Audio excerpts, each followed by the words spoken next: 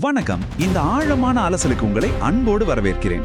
இன்னைக்கு நாம ரொம்பவே சுவாரஸ்யமான, அதே சமயம் நம்ம வாழ்க்கையே தலைகீழா மாத்தக்கூடிய ஒரு விஷயத்தை பத்தி தான் பேச போறோம். அதாவது நம்மளோட உண்மையான குரலை எப்படி கண்டுபிடிக்கிறது, பிரபஞ்சத்துக்கிட்ட எப்படி சரியா பேசுறது.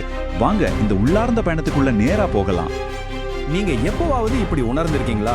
அதாவது நாம என்னதான் கத்தி கெஞ்சி தினமும் காலையில எழுந்து நம்ம ஆசைகளை திரும்ப திரும்ப சொன்னாலும் வாழ்க்கையில எந்த ஒரு மாற்றமும் நடக்கலையே அப்படின்னு ஏமாற்றமா ஃபீல் பண்ணிருக்கீங்களா? அதே வேலை, அதே உறவுகள், அதே மாதிரியான ஒரு வெறுமை.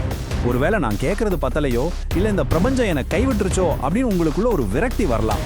உண்மையிலேயே உங்களுக்கு அப்படி ஒரு உணர்வு இருந்தா கவலையப்படாதீங்க, நீங்க கண்டிப்பா தனியா இல்ல. நம்மள பல பேருக்கு இந்த விரக்தி நிச்சயமா இருக்கு. பாகம் 1, பதிலளிக்கப்படாத பிரார்த்தனை.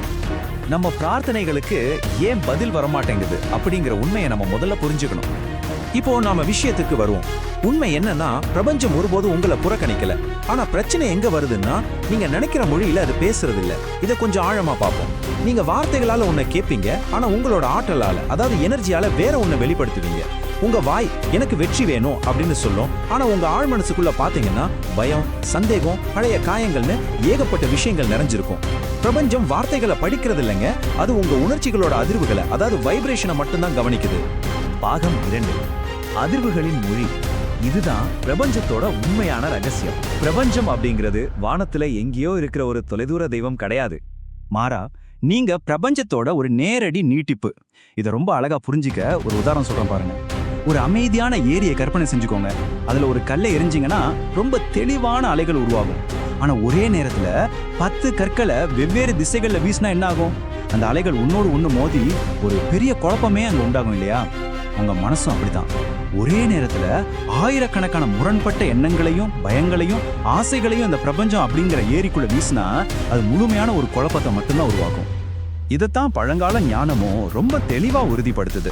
உபனிஷதங்கள்ல ஒரு அருமையான வரி இருக்கு, யதா பிண்டே ததா பிரம்மாண்டே. அதாவது உங்களுக்கு உள்ள எப்படி இருக்கோ அதே மாதிரி தான் வெளியேயும் இருக்கும். உங்க வெளி உலகம் அப்படிங்கிறது உங்களோட உள் உலகத்தோட ஒரு பிரதிபலிப்பு மட்டும்தான்.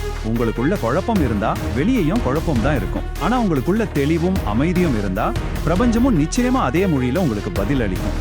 பாகம் 3, உங்களின் மறைக்கப்பட்ட நிழல். சரி, நம்ம உள் உலகம் ஏன் இவ்வளோ குழப்பமா இருக்கு அப்படிங்கிறத நம்ம கட்டாயம் தெரிஞ்சுக்கணும். பிரபல உளவியலாளர் கார்ல் ஜங் இதை நிழல் அப்படின்னு குறிப்பிடுறாரு. நம்ம குழந்தை பருவத்திலிருந்தே சில உணர்ச்சிகள் மோசமானவை, கோபப்படக்கூடாது, அழக்கூடாது அப்படின்னு எல்லாம் நமக்கு கற்றுக் கொடுத்துருப்பாங்க. அதனால நாம என்ன பண்றோம்னா, நம்மளோட பயம், கோபம், ஆசைகள் இதெல்லாம் ஒரு இருண்ட அறைக்குள்ள போட்டு பூட்டி வச்சிடுறோம்.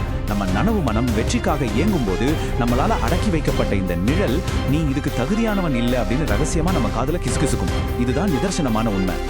பாகம் 4, உங்கள் ஆழமான வேர்களை குணப்படுத்துதல். உள்ளுக்குள்ள இருக்கிற இந்த மறைக்கப்பட்ட காயங்களை நாம வேரோட சரி செய்ய வேண்டியது ரொம்பவே அவசியம். இப்போ நாம கவனிக்க வேண்டிய ரொம்பவே சுவாரஸ்யமான ஒரு விஷயம் என்னன்னா, ஒரு மரத்தை எடுத்துக்கோங்க. அதோட இலைகள் நனவான எண்ணங்கள், அது மேல படுற சூரிய ஒளி நேர்மறையான உறுதிமொழிகள், அதோட வேர்கள் ஆழ்மன நம்பிக்கைகள், குற்றம் உணர்வு மற்றும் பயம். அந்த மரத்தோட வேர்கள் நச்சுத்தன்மையான மண்ணுல இருந்தா இலைகள் மேல எவ்வளவுதான் சூரிய ஒளி பட்டாலும் சரி, எவ்வளவு நேர்மறையான விஷயங்களை நீங்க சொன்னாலும் சரி, அந்த மரத்தோட பழங்கள் ஒருபோதும் இனிமையா இருக்காதுங்க. உங்க வேர்கள் பயத்தாலையும் குற்றம் உணர்ச்சியாலையும் நிறைஞ்சிருந்தா பிரபஞ்சம் உங்க வேர்களோட உண்மையை மட்டும்தான் உங்களுக்கு திருப்பி காட்டும். இதனாலதான் கார்ல் ஜங் ரொம்ப அழகா சொல்லியிருக்காரு, தனது சொந்த இருளை பார்ப்பவர் மற்றவர்களின் இருளிலிருந்து விடுவிக்கப்படுகிறார் அப்படின்னு. நீங்க சந்திக்கிற வழிகள், போராட்டங்கள், தோல்விகள் இது எதுவுமே உங்களுக்கு எதிரான தண்டனைகள் கிடையாதுங்க. இருளுக்குள்ள இன்னும் ஏதோ மறைஞ்சிருக்கு, அதை நீங்க கவனிக்கணும் அப்படின்னு பிரபஞ்சம் உங்களுக்கு அனுப்புற மிக முக்கியமான செய்திகள் தான் அவை. வேதங்கள்ல இருக்கிற இந்த வரியை பாருங்க, தமசோமா ஜோதிர்கமய, இருளிலிருந்து வெளிச்சத்திற்கு என்னை அழைத்து செல் அப்படின்னு இதுக்கு அர்த்தம். இது வெறும் ஒரு சாதாரண பிரார்த்தனை கிடையாது, இது ஒரு நேரடியான அறிவுறுத்தல். உங்களோட உண்மையான சக்தியை கண்டுபிடிக்கணும்னா உங்களுக்குள்ள இருக்கிற இருளுக்குள்ள நீங்க கட்டாயம் பயணம் செஞ்சுதான் ஆகணும் அப்படிங்கறத இது ரொம்ப தெளிவா உணர்த்துது. பாகம் 5, மாற்றத்திற்கான பயிற்சி. இதுவரைக்கும் தியரியா பார்த்தோம், இப்போ நடைமுறை தீர்வுகளுக்குள்ள போலாம். இது ரொம்பவே ஒரு ஆழமான உள்பயணம். முதல்ல அமைதியா உட்கார்ந்து உங்களுக்கு உண்மையாவே என்ன வேணும் அப்படின்னு உங்களோட ஆழமான பகுதி கிட்ட கேளுங்க. அப்ப வெளியே வர்ற அடக்கப்பட்ட வலியையோ இல்ல குழந்தை பருவ நினைவுகளையோ கண்டிப்பா நிராகரிக்காதீங்க. அதை கவனிச்சு, நான் உன்னை பார்க்கறேன், நீ என்னோட ஒரு பகுதி தான் அப்படின்னு அன்போட ஏத்துக்கோங்க. இதுதான் உங்க மனசுங்கிற ஏரியை சுத்தம் செய்யற ஒரு முக்கியமான தருணம்.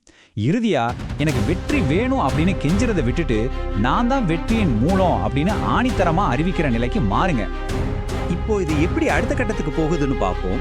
பற்றாக்குறையின் குரலுக்கும் படைப்பின் குரலுக்கும் உள்ள வித்தியாசத்தை கவனிங்க. எனக்கு அன்பு வேணும் அப்படின்னு சொல்லும்போது நீங்க ஒரு பிச்சைக்காரனை போல கெஞ்சுறீங்க.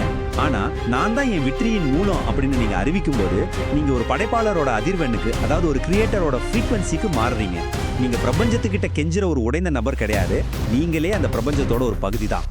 பாகம் 6, ஒரு புதிய குரல்.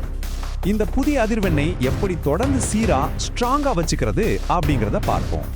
இங்க நாம கவனிக்க வேண்டிய ஒரு முக்கியமான புள்ளி என்னன்னா, இது ஒரு தினசரி பயிற்சி.